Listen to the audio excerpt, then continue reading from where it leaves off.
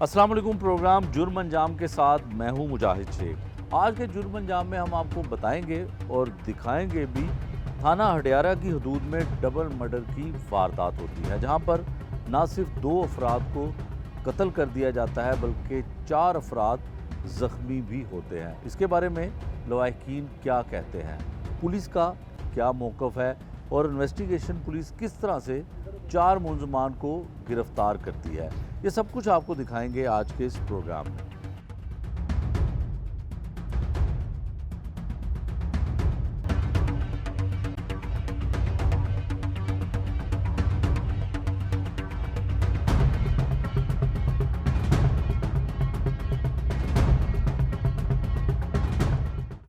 Hudiara police station की हदूद में डबल मर्डर की वारदात होती है, जिसमें 4 अफराद ज़ख्मी भी होते हैं।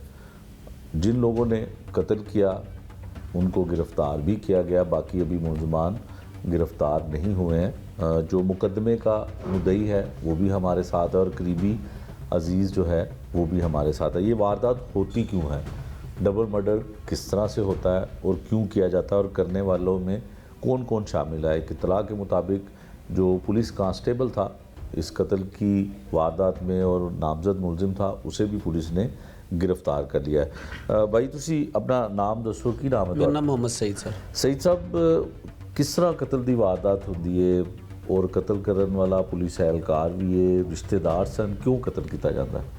अच्छा सर, वारदात तो सर ये हुई है 11 तारीख को, लेकिन जो ये हालात बन रहे थे तकरीबन 1 साल से चल रहे हैं। ठीक है, यानी 2000 1 साल से तनाज़ा चल रहा था। ये सर ना, उसकी जो जावेद है ना, हमारे चाचू लगते हैं वो। ठीक है, तो जावेद की जो सिस्टर, मकतूल था। जी जी, ठीक है, उसकी 3 सिस्टर हैं। इनकी विरासत हुई तकसीम में, जो उनको जो जगह आई है ना 2-2 एकड़ आ गई सिस्टरों को। ठीक। तो जावेद ने एक सिस्टर से जगह खरीदी, ठीक है, 2 एकड़। ठीक है, तो उसका कोई टोकन किया, समथिंग 15 लाख या 10 लाख जो भी किया स्टार्टिंग में, और बाकी पेमेंट कुछ कुछ करके उसको अदा की। 70 लाख या 80 लाख रुपए उसने सिस्टरों को जो दे दिए थे। ठीक है। बाद में कुछ तनाज़े इनके आपस में होने शुरू हो गए और ये जो टोकन हुआ था तकरीबन 2021 या 20 के अंदर हुआ था। ठीक है। तो तब से ये इनका मामला ख़राब होने शुरू हो गए। कुछ पेमेंट गई नहीं गई, उसकी वजह से सर वो उसमें मामला ख़राब हो गए। मामला ख़राब होने के बाद में सिस्टरों ने क्या किया, उन्होंने आगे जगह किसी और को सेल कर दी। ठीक है। जिसको जगह सेल की उसका नाम है सोडे गांव का सर। उसको वो जगह सेल की है, उसने जगह कुछ दिन अपने पास रखी, 2 से 3 साल, यानी कि 24 में 8वें महीने तक, सन 2024 8वें महीने तक उसने जगह रखी।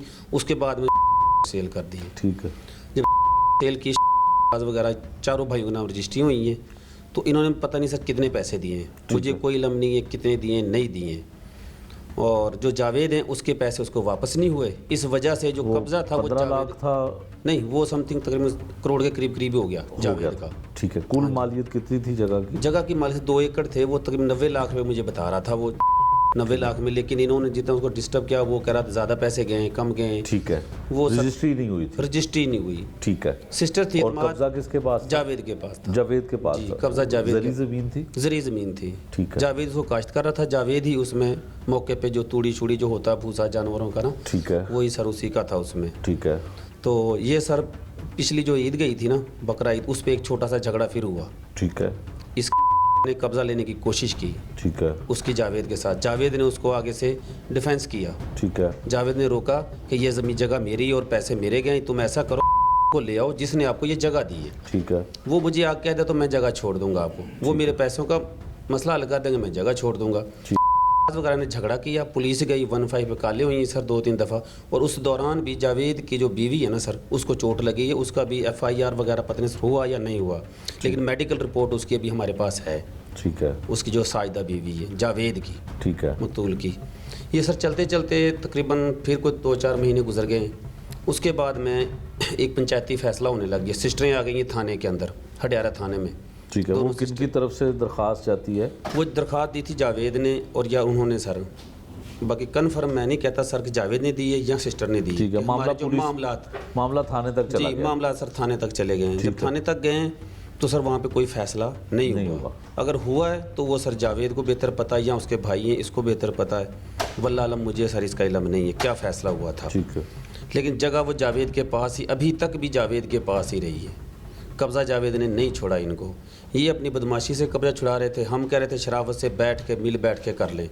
ठीक है। जावेद ने पूरे जितने रिश्तेदार हैं सबसे कहा है, माफ़ियाँ मांगी हैं, सब तरीके अच्छे तरीके से कहा है कि मेरी जगह का जो है ना फैसला करवा दो। ठीक है। गाँव यहाँ में- पैसे वापस दे दो, हाँ जी, यहाँ यहाँ रजिस्ट्री करवा दो। ठीक है। गांव में नंबरदार को भी कहा है, रिश्तेदारों को भी कहा है, कोई रिश्तेदार नहीं छोड़ा जिससे जावेद ने नहीं कहा। जो रकम जावेद ने दी थी जी, उसका तहरीरी मुआहदा भी था? नहीं सर, तहरीरी मुआहदा नहीं हुआ उसका। अगर हुआ तो उसमें एक बाद में सेकंड पार्टी जावेद ने साथ अपनी ज्वाइंट की कि इसकी पेमेंट पूरी कर दें और ठीक है। रजिस्ट्री करवा लें। उसका एक तहरीरी हुआ था। ठीक है। हाँ जी, वो हुआ तहरीरी। उसमें तकरीबन 60 या 70 लाख रुपए ना लिखे हुए हैं जो उन्होंने माने भी हैं। ठीक है। हाँ जी। तो अब ये कत्ल की वारदात कैसे होती अब ये है? कत्ल जो की आपका वारदात- ताए का बेटा था जावेद? हाँ जी, नहीं, वो जो दूसरा वो मेरे ताए का ताए बेटा का है बेटा था। और जो जावेद है ये वो मेरा चचा लगता है। चचा था।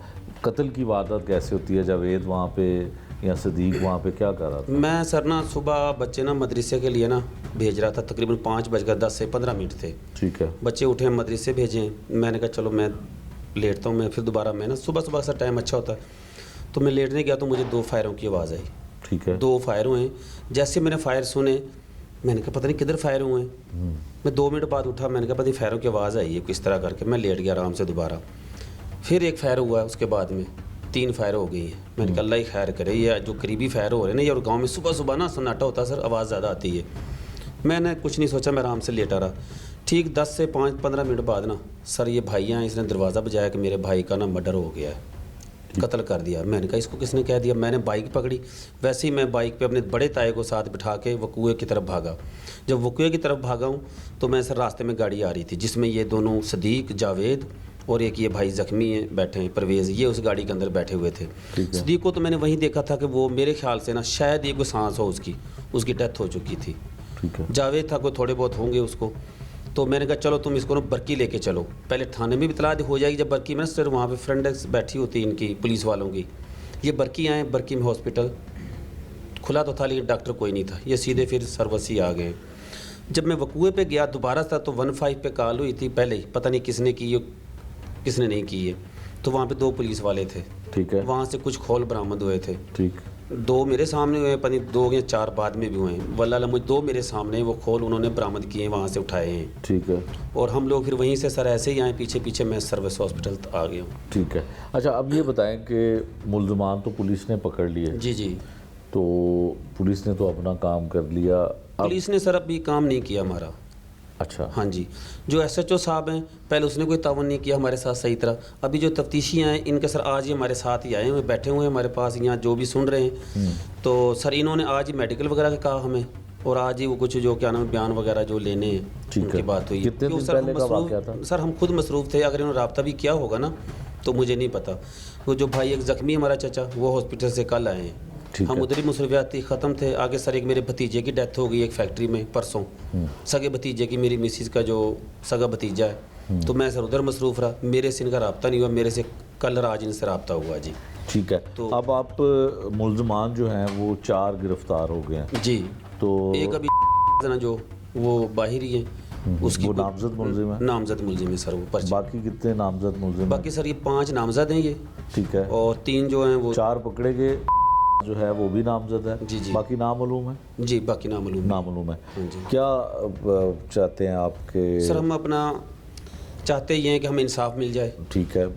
और उन जो बच्चे हैं सर उनका भी कोई सोचा जाए। उनके छोटे छोटे बच्चे हैं, एक के 6 बच्चे हैं, एक के 7 बच्चे हैं जावेद के, और उनको इंसाफ मिलना चाहिए। जगह भी गई उसकी सर, और पैसे भी गए और जान भी गई। अब कब्ज़ा किसका? अभी कब्जा जावेद का ही उस पर, जावेद का। जावेद का ही। अच्छा, ये बताएं कि जब जावेद को ये सारे मामलात हो रहे थे थाने कचहरी में, थाने में बात जी, गई, जी। तो वहाँ पे किसी पुलिस ने या कोई स्टे वगैरह कोई अभी ऐसी- सर मैं इसीलिए तो कह रहा हूँ सर, पुलिस ने हमारे साथ ताउन नहीं किया, पुलिस ने मिल के इसको मरवाया है। अच्छा जी सर। कौन लोग हैं पुलिस के जो ये सर पुलिस में उनके जानने वाले हैं, वो खुद वो क्या नाम है लीड फोर्स में, एक उसका भाई पंजाब पुलिस में, तो उनके राब्ते रहते हैं। जावेद तो एक सिविल बंदा है, मजदूर आदमी है, और वो भी क्या उसके साथ ज़मीन जो पूंजी वो तो सारी लग चुकी है, वो तो धक्के खा रहा था बेचारा, कभी उधर पुलिस वाले भेजने कभी उधर भेज। उसकी जो अभी तक FIR दर्ज नहीं हुई, जिसका वो मेडिकल ला के रख के बैठा हुआ 6 महीने पहले अपनी बीवी का, अभी तक वो नहीं दर्ज हुई।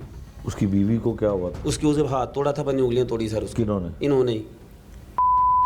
वहाँ पे कब्जे पे कोई झगड़ा हुआ था तो इन्होंने नहीं करने दिया, तब झगड़ा हुआ था सर। अभी तक वो नहीं क्लियर हुआ पुलिस से। खातून की उंगलियां तोड़ी हाँ जी। जावेद की बीवी की। जी जी। तो पुलिस ने एफआईआर नहीं दी? अभी तक नहीं हुई, मेरे ख्याल से अभी तक हुई होती तो पता होता, इलम में बात होती। अच्छा। हाँ जी। और फिर अगर का था मसला, सिविल कोर्ट थे, किसी कोर्ट में देता ना एप्लीकेशन, अभी मेरे पास कब्जा नहीं है, कोई मसले तो हल होता ना उसका। जावेद के पास तो सर 2 दरखास्तें हैं, कुछ क्या नाम है वो सिविल के कागजात हैं जो स्टे वगैरह किए हैं, वो सारे थाने में जमा करवाए हुए हैं। जब थाने को पता था कि इसमें कब्जा मसला है, और पुलिस ने मना भी किया था उनको कि आप लोगों इसकी तरफ नहीं जाना, लेकिन वो नहीं हटे, वो बार बार अपनी वर्दी के गुरूर में सर। ठीक है, वो पुलिस एहलकार जो था। जी जी। ठीक है, ये माइक इनको दें। क्या नाम है भाई आपका? आस मोहम्मद। आस मोहम्मद। आस मोहम्मद। आस मोहम्मद आपका भाई था मरने वाला? हाँ जी भाई था। क्या नाम था उसका? मोहम्मद सदीक। मोहम्मद सदीक। तो क्या हुआ, मुलजिम पकड़े तो गए हैं, और क्यों पता था कि ऐसा करेंगे, कत्ल कर देंगे भाई को? नहीं सर, मैं ये सुबह का टाइम था तो वो घर से चारा लेने के लिए बाहर आया। तो सर वो तकरीबन जब 2 फायर की आवाज़ आई ना, तो मैं अपने माल मवेशी को लेकर घर से बाहर निकल आया था। जब मैं गांव से बाहर तकरीबन आधा किलोमीटर आया तो ये शख्स आज एक इनकी वालदा साथ थी और एक इनका भांजा साथ। सर इन्होंने मेरे पास से ये गुजरे ना, तो जिसने सदीक को फायर मारा, हाँ। तो उसने मुझे कहा कि मैं आपके भाई को फायर मार के आया हूँ, उसको जाके उठा लें। अच्छा। हाँ, जो ये एलीट फोर्स का है। जो इनकी वालदा है सर, मैंने जब इस तरह देखा इनको पीछे, तो इन्होंने अपनी वालदा उधर गांव में उतार दी मोटरसाइकिल से नीचे। तो इनके पास एक बड़ी वो जो गन होती पंप, 3 पिस्टल थे। ये एक बड़ी गन और 2 पिस्टल इन्होंने अपनी वालदा को पकड़ा दी, वो उनको लेकर घर चले गई, और एक पिस्टल अपने हाथ में लेकर ये भाग गए। ठीक है। जब मैं सर उधर पहुंचा ना, तो जो मेरा भाई था उसको गाड़ी में लेकर आ रहे थे। ठीक है, मेरी उससे कोई बात नहीं हुई। तो इसके बाद ये मामला फिर ठीक है। हाँ। अच्छा ये बताओ कि आपका जो भाई है वो जावेद का क्या लगता था? वो जावेद का भतीजा लगता है। भतीजा लगता था। तो ये दोनों इकट्ठे क्यों थे जगह पे, क्या कर रहे थे? नहीं, उसको ये पता भी नहीं था कि उधर जावेद ने पानी लगाया है। अच्छा। वो घर से गया अपने काम के लिए। ठीक है। काम के लिए गया, उसने थोड़ा सा चारा काटा। जब ये इन्होंने उधर लड़ाई झगड़ा शुरू किया था, तो वो तकरीबन 1 एकड़ पीछे था इनसे, उधर से खड़ा होकर ये देख रहा था सारा मामला। ठीक है। उसने ये भी कोशिश नहीं की कि मैं इनको छुड़ा दूं, ना इनके पास आया।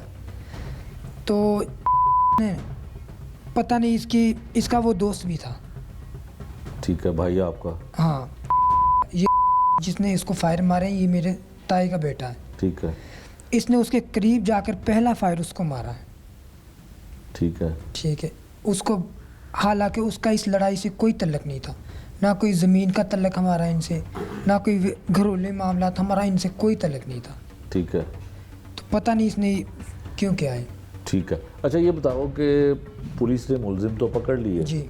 जिस तरह से ये भाई आपके बता रहे हैं कि थाने में ये बात गई, पुलिस ने मदद ना की, फिर उसके बाद वो खुद पुलिस एहलकार था तो उसको शायद पेटी भाई की मदद पुलिस हाँ। करती थी, क्या वाकई ऐसा था? सर ये जो थाना SHO हडियारा था, ये हमारे पास आया, उस जो बीवी थी वो अभी भी मौजूद है उधर।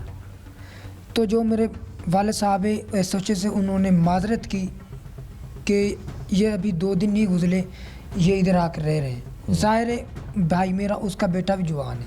ठीक है। तो उसने कहा कि मज़ीद ये खून खराबा ना हो, तो आपसे मैं मिन्नत करता हूँ, उसके आगे हाथ भी जोड़े कि लिहाजा इनको ना यहाँ से, इनके ये माल मवेशी को आप किसी दूसरी जगह शिफ्ट कर दें। तो उनसे मिन्नत की, उसने मुझे धमकी दी कि आपने इस केस के आगे नहीं होना, मैं आपका पर्चा दे दूंगा। SHO साहब ने। SHO ने कहा? हाँ, मुझसे कहा कि मैं आपका, कत्ल होने के बाद? हाँ, उसने मुझसे कहा कि मैं आपका ही पर्चा दे दूंगा अगर आपने क्या किसी नाम को है SHO का? सर उसका मुझे नाम नहीं पता शायद। अच्छा। तो मैंने उनसे कहा कि यार मैंने भी उससे रिक्वेस्ट की कि यार देखो, एक दिन अभी हुआ नहीं है, तो आप उनको, और ये फिर खुद सिक्योरिटी कर रहे हैं। अच्छा। औरतें अंदर हैं, ये बाहर बैठे हैं।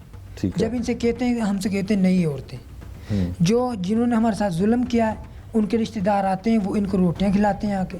मैंने खुद देखा, मैंने उनसे कहा कि आप उनसे रोटियां क्यों लेते हो, तो इन्होंने हमसे सवाल किया कि रोटियां आप दे दो हमें। तो हमने इनको पक्के रोटियां हर चीज़ हमने इनको जो इन्होंने मांगी, लेकिन हमारे साथ उसने ताउन कुछ नहीं किया।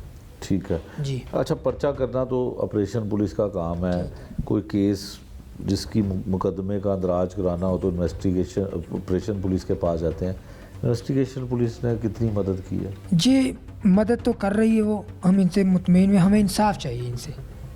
ठीक है। हाँ, हमें बातें भी आ रही हैं कि ये भी कुछ नहीं कर, लेकिन अभी हम इस, कौन बातें कर रहा है, क्यों बातें कर रहा है? पता नहीं वो क्यों बातें करते हैं। ठीक है, आज जब आपके मुलजिम भी पकड़ लिए। हाँ, आज तो पुलिस हमारे साथ ही, दो ऐसे थानेदार ये हमारे साथ आ जाए। इन्होंने कहा कि आपने मेडिकल लेना, हम इनके साथ आ गए। ये इन्होंने हमें कल बताया था कि आपने हमारे साथ जाना है। ठीक है। अगर ये इन्होंने हमसे कहा कि आप बयान हल्फी दें अपना, आप अपने इनके मेडिकल दें। ज़ाहिर है ये 2 दिन 3 दिन पहले हम बताते ये काम आज क्लियर हो जाना था, तो हम सुबह से, ये भी हमारे साथ हैं, हम भी इनके साथ हैं। ठीक है, ये माइक ज़रा भाई को दो। अच्छा जी, कत्ल हुआ, 2 कत्ल कर दिया, लोगों को नाहक मार दिया, हुकूमत से कुछ कहना चाहते हैं? जी, मैं हुकूमत से कुछ कहना चाहता हूँ। वज़ीर आला पंजाब, वज़ीर आज़म शहबाज शरीफ और हमारे स्पीकर या सादक साहब, इनसे मैं अपील करता हूँ कि इन मज़लूमों को इंसाफ मिलना चाहिए, जितनी जल्दी हो सके उतना ही अच्छा। सर नहीं तो आगे ना मसला और ना ज़्यादा ख़राब हो। लिहाजा सर पुलिस से भी कहा जाए हमारे साथ तावन करे और हमें इंसाफ की दहलीज तक पहुँचाए।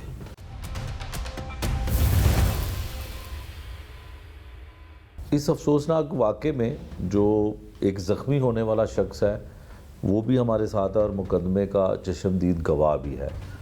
दूसरे बुज़ुर्ग हैं जिनका बेटा इस वाक़े में जहाँ बाक होता है, कत्ल कर दिया जाता है, वो क्या कहते हैं ये हम उनकी ज़ुबानी जानते हैं। भाई आपका क्या नाम है? मेरा नाम मोहम्मद परवेज़ है। मोहम्मद परवेज़, क्या हुआ, सर पे कैसे चोट लगी, क्या फायर लगा था? नहीं, ये कई का वार किया था पीछे से। कई का वार? हाँ जी। क्या हुआ था जब कत्ल की वारदात होती है, आप मौके पे मौजूद थे? जी, ये सुबह का टाइम था, तकरीबन फजर के अज़ान के बाद का। भाई ने पानी लगाया हुआ था। ठीक है। तो वो उधर से, वो पहले उसकी वालदा का आई थी उधर, तो भाई से उसे कहा था आपने पानी क्यों लगाया हुआ है, तो भाई ने मिन्नतें समाज की। आपने कहा मेरा आपका झगड़ा कोई नहीं है, आपने जिसको पैसे दिए ना वल्द मुंशी को, तो उसको ले आए, तो आपका झगड़ा उससे, मतलब मेरा आपसे कोई तनाज़ा नहीं है। वो वहाँ से चले गए। तकरीबन 10 के 15 मिनट के बाद, वक्त के बाद दोबारा आए हैं वो। की वालदा और एक उनका भांजा है। ठीक है। वापस आए तो बस झगड़ा हुआ है, डंडा वार किए तो चले। उसके बाद फायर शुरू कर दिया। उसने पहला फायर किया था वो मोहम्मद सिद्दीक को, उसने किया था जावेद को किया है, उसने फिर बरकत है भाई को। उसने मेरे सर पर वार किया कई का। उसके बाद मुझे पता नहीं, मैं गिर गया था। ठीक है। भागते हुए मैंने बस देखे हैं, लेकिन वो फायरिंग करते जा रहे थे। हवाई फायरिंग जो में भागते वालदा थी उसके पास थे। हाँ जी, उसके पास तोड़े में असला था। असला था तोड़े हाँ में? जी, 2 पिस्टल थे और एक ये पंप थी उनके पास। वो तोड़े में लेके घर से लेके आई थी, कई और कुहाड़ी वगैरह तोड़े में सब कुछ लेके आए थे, डंडे वगैरह हुए। ठीक है। तो जब फायर मारा उसको, जावेद को, तो आप उस वक्त, आपको जख्मी नहीं थे आप? नहीं, उस टाइम मैं ठीक था। मैंने जब भाई जावेद को फायर लगते देखा ना, उसके बाद मुझे पीछे से वार कर दिया। मुझे उधर, मैं गिर पड़ा था उधर ही। कितने लोग जख्मी हुए? हम 4 जख्मी हुए हैं। क्या नाम है उनके? उनका नाम, बड़े भाई का नाम बरकत अली है, उसके फायर लगे, 3 फायर लगे। 3 फायर लगे? हाँ जी। अच्छा। उसके बाद परवेज़ मेरे सर पर कई का वार किया है। भाई नवीद है, मुझसे बड़ा है, उसके बाजू में हाथ लगी है। एक भतीजा है आमिर। कितने लोग जख्मी हैं? 4 हैं। 4 जख्मी? हाँ जी। अच्छा, उसके बाद फौरी तौर पे जब ये वाक़या हुआ, कत्ल कर दिया, 15 पे कॉल की, पुलिस फ़ौरन पहुंची? नहीं, तकरीबन कम से कम मैं तो उस टाइम वहाँ से आ गया था भाइयों को लेकर। अच्छा। मुझसे बाद में पहुँची होगी मैं, ठीक क्योंकि है। मैं तो बरकी या सर्विस हॉस्पिटल ना भाई और भतीजा सदीक को लेके आ गया था। पुलिस ने सारे लोगों को पकड़ लिया? हाँ जी, एक रह गया ना। रह हाँ गया। जी। बाकी लोगों को आप शनाख्त कर लेंगे जो नामालूम है? जो सबको नामालूम है, हाँ जी, वो जो नामजद पकड़े हुए हैं ना, वो पहचान लेंगे ना। ठीक है। तो पुलिस मदद कर रही है? जाहिर सी बात, मदद तो अभी तक तो ये इन्वेस्टिगेशन वाले वो कर रहे हैं जो भी कुछ किया है। SHO ने हमारे साथ बहुत बुरा किया है। क्या किया बुरा? बुरा इस तरह किया कि 3 दिन हुए हैं अभी, 3 दिन हुए थे, उनकी फैमिली को लाकर बिठा दिया। जाहिर सी बात है, ताज़ा खून है, किसी का गम तो होता है ना। कत्ल के तीसरे तीसरे दिन कत्ल के तीसरे दिन की बात है ये। अच्छा। उससे पूछा, उसके ये कहा था इनके माल मवेशी जो भी कुछ है ना यहाँ से ले जाएं, दूसरी जगह शिफ्ट कर दें, जो भी कुछ करना है। उससे बोला आपको क्या तकलीफ़ है इस चीज़ से? तकलीफ़ क्यों नहीं है? जाहिर सी बात है, हमारे भाई भतीजे कत्ल हुए हैं, क्या हमें दुख नहीं होता? हाँ। ये उनके बच्चे हैं, मासूम है, ये वो कत्ल करके मर्डर कर सामने, फिर भी वो सामने घूमते फिर लिए। इससे क्या साबित है? गुंडा कर दिए, फिर यही साबित होता नहीं तो पुलिस करवा रही है, फिर सामने खुद ला के बिठा रही है उनको। एसएचओ से बात की तो उसने कहा था अगर आपने इस पर कोई भी कार्रवाई आपके खिलाफ दरकार हो, पर्चा काट दिया जाएगा आपका। किस बात पे? अगर आपने इनको साथ कोई तकलीफ़ दी, इनको कोई बदतमीजी करी, इनको छेड़ा वगैरह तो। अच्छा। हाँ जी, इनकी फैमिली तो को अगर आपने तो ज़ाहिर है छेड़ा नहीं। छेड़ा तो नहीं, हमने तो कुछ भी नहीं किया, हमने तो ज़ाहिर अपने पास इंसाफ चाहिए। ठीक है। भाई है, भतीजा है, उनके छोटे छोटे बच्चे हैं, क्या जवाब दें उनको?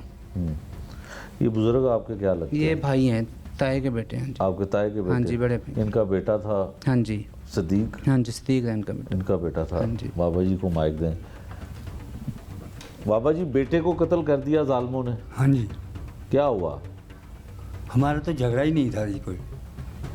बच्चा मेरा कहना सुबह सुबह चारा काटने के लिए आया है, जब उधर इनको देखा तो वो 4 एकड़ से चल कर आया और कहना बिल्कुल ना बोला ना चाला, कोई हमारी उनसे पहले कोई अदावत नहीं थी। तो जो चारा काटने गया, जिसकी जगह थी जावेद की, हाँ। तो वो रिश्तेदार भी तो था नहीं ना? नहीं जी, वो मेरी अलहदा ज़मीन थी।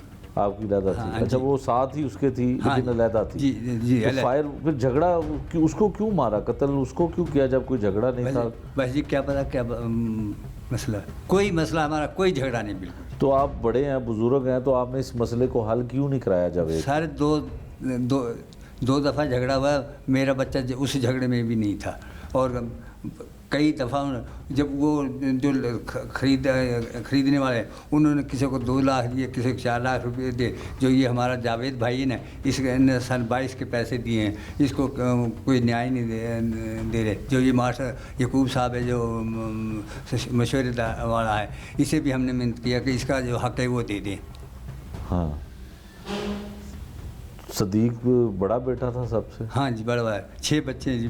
मैं उन बच्चों को कैसे पालूंगा? मेरा कोई ज़रिया नहीं है, सिर्फ एक 2 गायें हैं जी, वो दूध से उनका गुजारा कर रहा था पहले भी। सदीक प्यारा था आप? सर मुझे तो इलाके को प्यारा था जी, मुझे नहीं इलाके को प्यारा था। इतनी आवाम आई जी, जैसे कोई वज़ीर आज़म की या MP MNA का हिरक करने के लिए। हाँ। तो सदीक के लिए क्या होना चाहिए? क्या चाहते हैं आप? क्या करना?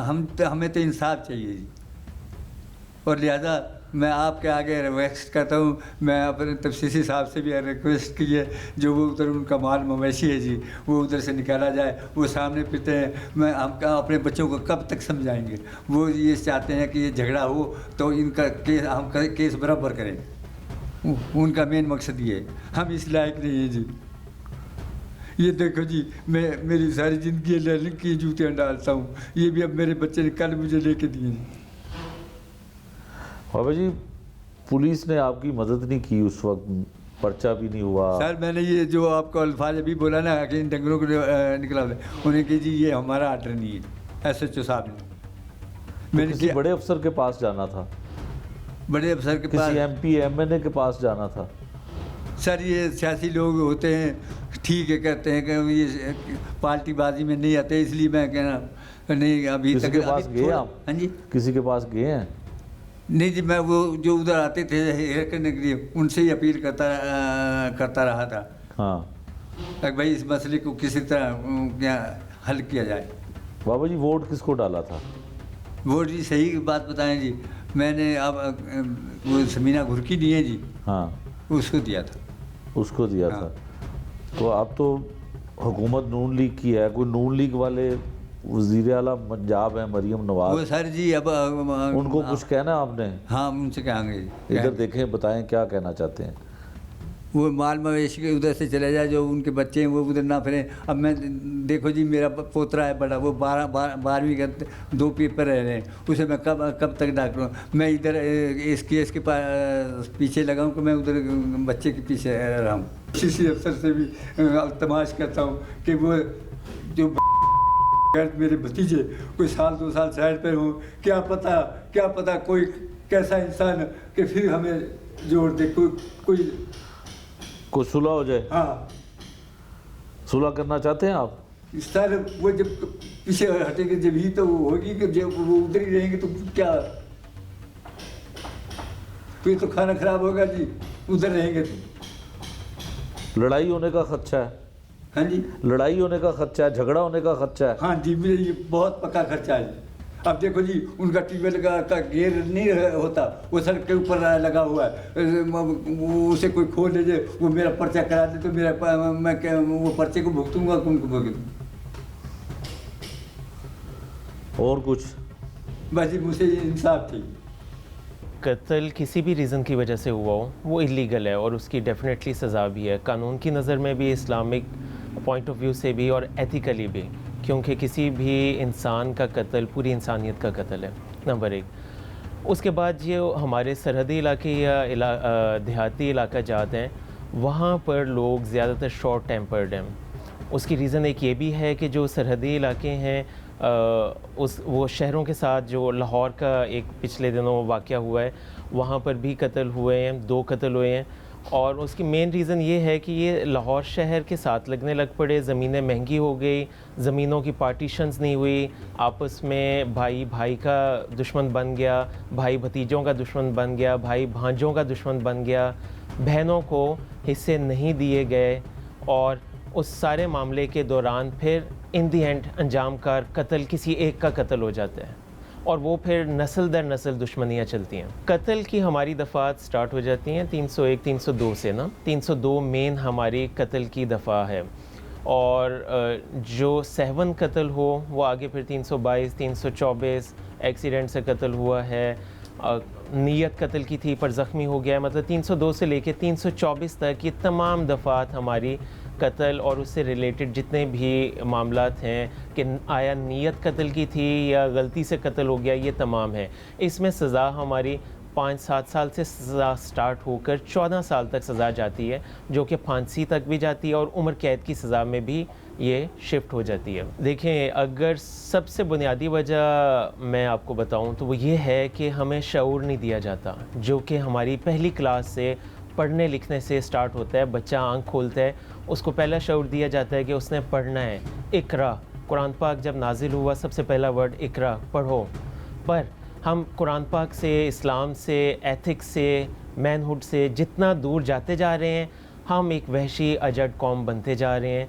और जब हमने पढ़ाई नहीं करनी, अपने बच्चों को पढ़ने की तरफ राग़िब नहीं होने देना, उसमें हमारी हुकूमत की गलती है, उसमें हमारे ख़ानदानों की गलती है, उसमें हमारे जो बड़े हैं उनकी गलती है कि वो ये शऊर उन्होंने दुनिया देख ली है, पर वो अपनी एक अना की चारदीवारी से बाहर नहीं निकल रहे।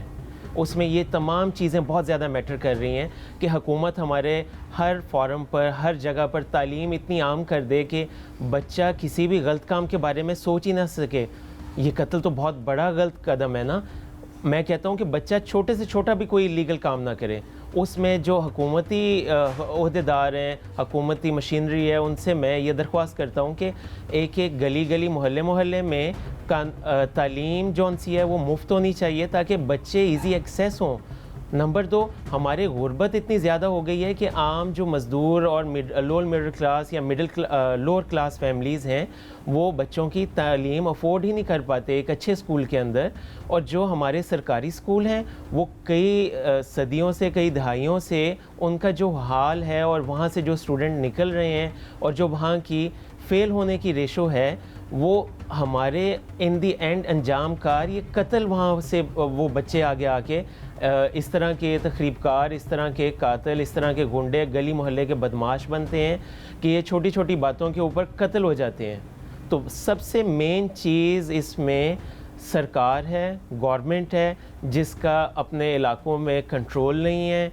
जिसका तालीमी शोबे में कोई अमल दखल नहीं है कि वो लोगों को रिलीफ दे। सबको ये पैगाम देना चाहता हूँ कि जो भी मामलात होते हैं, किसी छोटे से कोई मामला हो जाता है, गलती हो जाती है, जानबूझ के कर देता है, कोई बड़ा ऐसी हरकत कर देता है, कोई बहन ऐसी हरकत कर देती है, कोई बेटी ऐसी हरकत कर देती है, कोई भाई ऐसी हरकत कर देता है, कोई वालिद ऐसी हरकत कर देता है, मैं कहता हूँ कि दुर्गज़र करें, अपने अंदर हौसला पैदा करें, क़ुव्वत बर्दाश्त पैदा करें कि आप बड़ी से बड़ी चीज़ को भी हौसले से बर्दाश्त कर सकें, कुछ सेकंड्स, कुछ मिनट के लिए मौके से हट जाएं, क्योंकि यहाँ पर हमारे माशरे के अंदर आपके मामला छोटा सा होता है, पर उसके अंदर तेल छिड़क के आग लगाने वाले बहुत ज़्यादा होते हैं, जो कि बाद में तमाशा देखते हैं और हंसते हैं और लोगों के अंदर लड़ाई करवा कर, फूट डलवा कर वो खुश होते हैं।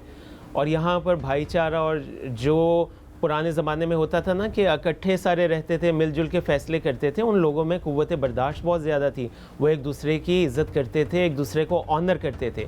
तो मेरी आप सब लोगों से ये रिक्वेस्ट है कि हौसला पैदा करें अपने अंदर, बर्दाश्त पैदा करें और एक दूसरे की बात सुनने का, एक दूसरे के एक्शंस का और गलतियों को माफ़ करने का हौसला पैदा करें।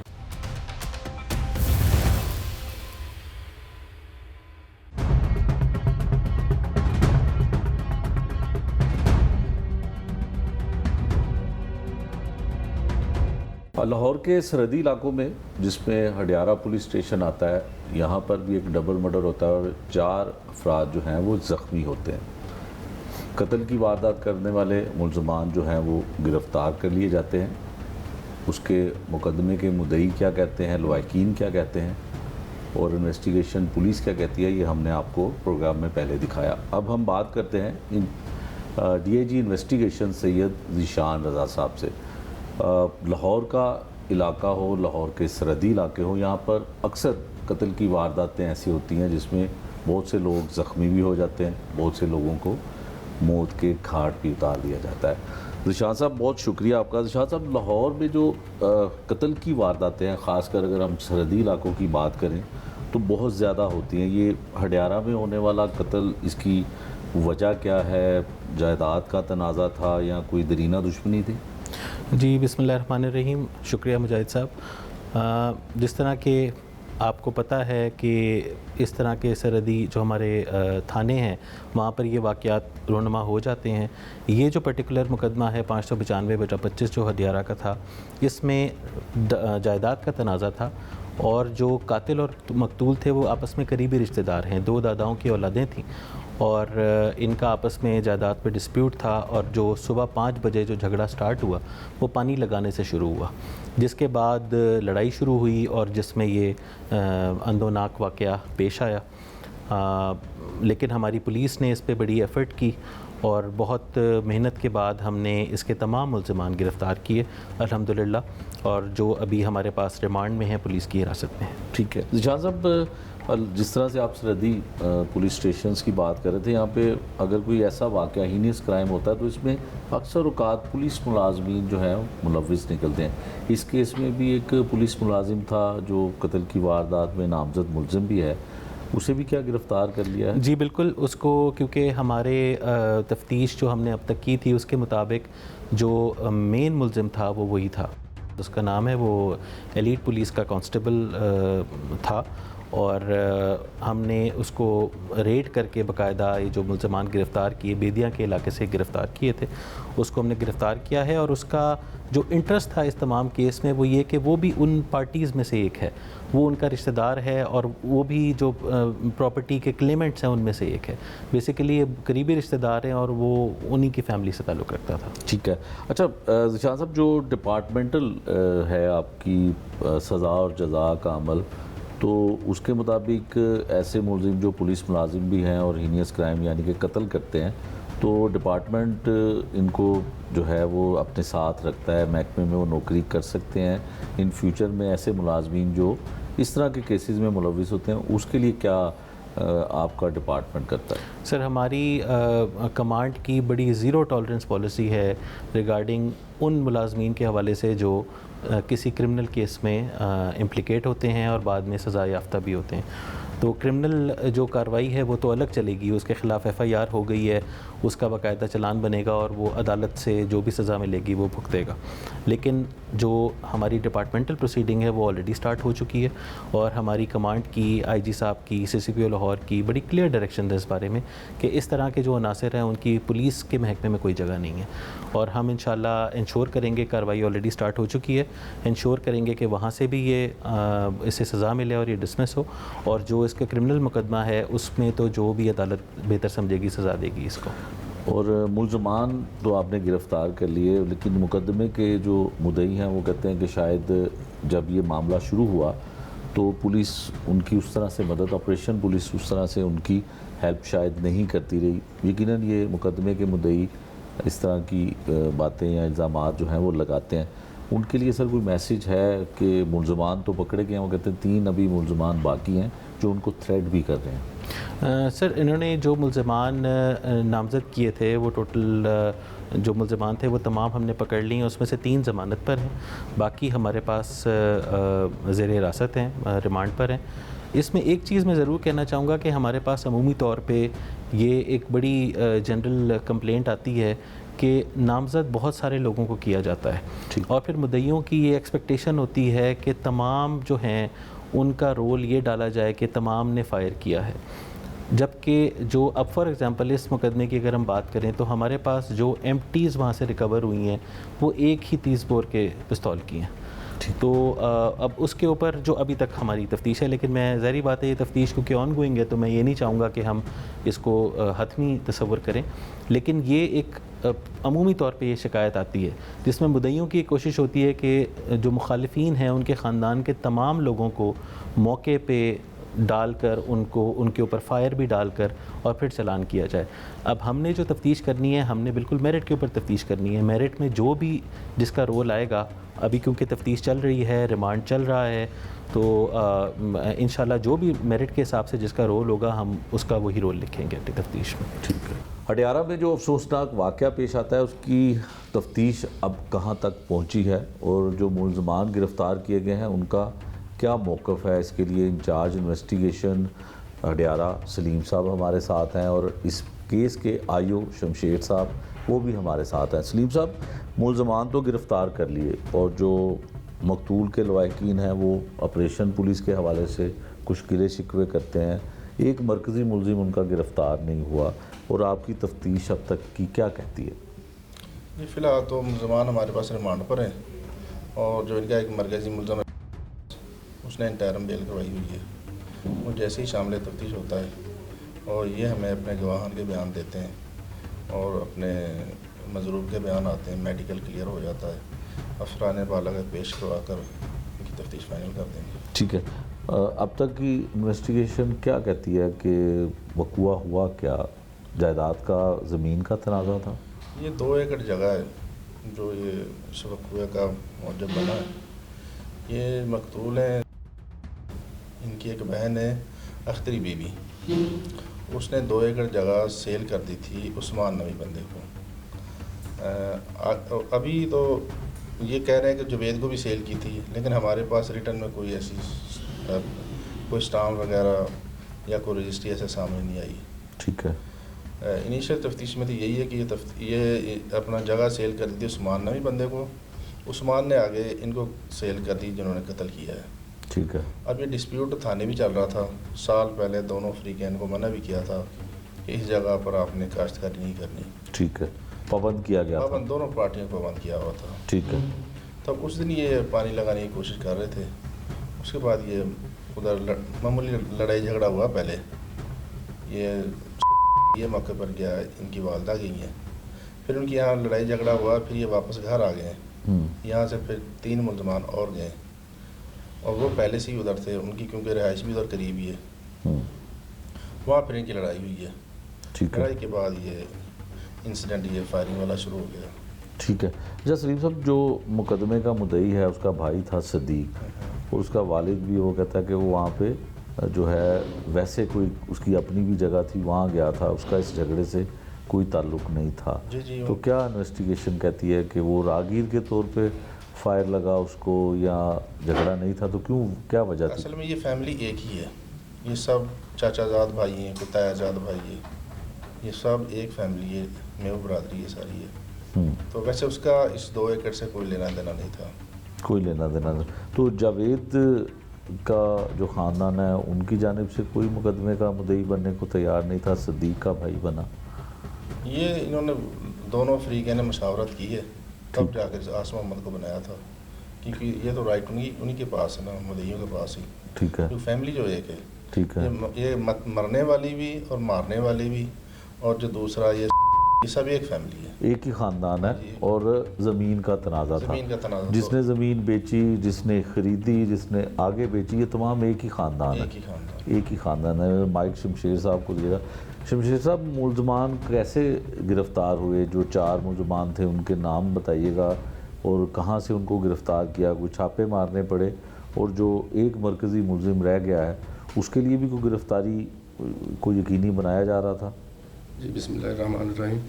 सर, डीआईजी साहब इन्वेस्टिगेशन की हिदायत पे अपने एसपी साहब कैंट ने बल्कि एक नहीं 3-4 टीमें तश्कील दी थी, तो मुख्तलिफ़ जगहों पे रेड किए थे। एक इनकी वालदा जो थी मुलजमान की, वो तो घर से ही अरेस्ट हो गई थी। ठीक है, तो वो भी नामजद मुलजिम है, नॉमिनेटेड है सर। ठीक है। और दूसरा जो ये वो बरकी से गिरफ़्तार किया था सर, रेड करके। और तीसरा मुलज़म 2-3 दिन फिर हम रेड करते रहे हैं, ये कभी कहीं चले जाते हैं, कभी कहीं चले जाते थे। फिर ये है मुलज़म, इसका पता चला कि ये खेर में किसी के घर में स्टे किया हुआ इसने, तो वहाँ पे रेड करके इसे गिरफ़्तार किया था हम लोगों ने। और उसके बाद 2 जो नॉमिनेटेड मुलज़म थे, जो मरकज़ी मुलज़म है और उसका भांजा, ये हमने काना थाना के इलाका से बेदियाँ रोड से गिरफ़्तार किया था कि फार्म हाउस पे इन्होंने स्टे किया हुआ था। बेदियाँ गांव में इनकी बहन की शादी हुई है। ये वहाँ गए हुए थे, लेकिन उन्होंने अपने घर में नहीं ठहराया था। हमने वहाँ से इन्फॉर्मेशन ली, सलीम साहब का सोर्स था वहाँ पे। उन्होंने बताया कि ये करीबी फार्म हाउस है एक, वहाँ पे इन्होंने एक बंदे को स्टे करवाया है। तो फिर हमें तो पता चला था कि एक बंदा वहाँ स्टे किया हुआ वहाँ का बंदा है, लेकिन जब रेड किया वहाँ पे तो फिर वहाँ से पकड़ा गया। तो इस तरह ये 5 बंदे हमने पकड़ लिए, नॉमिनेटेड हैं जो इस मुकदमे में। और अब पीछे 3 बंदे रह गए हैं जो बेल पे हैं, प्री अरेस्ट बेल पे हैं। उसमें एक मरकज़ी मुलज़म है शहबाज, तो इंशाल्लाह उसकी ज़मानत जो है वो हम करा लेंगे, ख़ारिज करवा के उन्हें भी अरेस्ट कर लेंगे। कोई आला कत्ल मुलजमान से बरामद हुआ अभी, या अभी रिमांड लिया जा रहा है? जी सर, रिमांड 4 जून का पहले रिमांड हो गया, आज रिमांड 3 जून का मज़ीद मिल गया मुझे, तो इंशाल्लाह इसी रिमांड के अंदर आला कत्ल बरामद हो जाएंगे इंशाल्लाह। ठीक है। हडियारा में जो कत्ल की वारदात होती है, ये दोनों इन्वेस्टिगेशन अफसरान हैं, इन्होंने सारी तफसील बताई। इससे पहले हमने आपको डीआईजी इन्वेस्टिगेशन इस केस के हवाले से क्या कहते हैं उनकी भी गुफ्तगू सुनाई आपको, और आईओ क्या कहते हैं, कैसे मुलजमान को गिरफ़्तार किया गया। दूसरी जानिब इंचार्ज इन्वेस्टिगेशन का क्या कहना है कि किस हद तक तफ्तीश अभी तक मुकम्मल हुई है। इससे पहले हमने आपको जो लवाहकीन हैं मकतूल के, मकतूलैन के, उनकी गुफ्तगू क्या थी, उनके तहफ़्फ़ुज़ात क्या थे, वो भी आपको सुनाया। यकीनन अब इन्वेस्टिगेशन ने मुलजमान गिरफ़्तार कर लिए हैं। जो गिरफ़्तार होना बाकी हैं मुलजमान, पुलिस की जानिब से कहा जा रहा है कि उनकी भी बेल खारिज करवाई जाएगी और उनको गिरफ़्तार किया जाएगा, आला कत्ल भी बरामद किया जाएगा, और तमाम शवाहिद की रोशनी में जो इन्होंने जुर्म किया उसकी इनको सज़ा दिलवाई जाएगी। ये था आज का जुर्म अंजाम। नए प्रोग्राम तक के लिए मुझे दीजिए इजाज़त। अल्लाह निगहबान।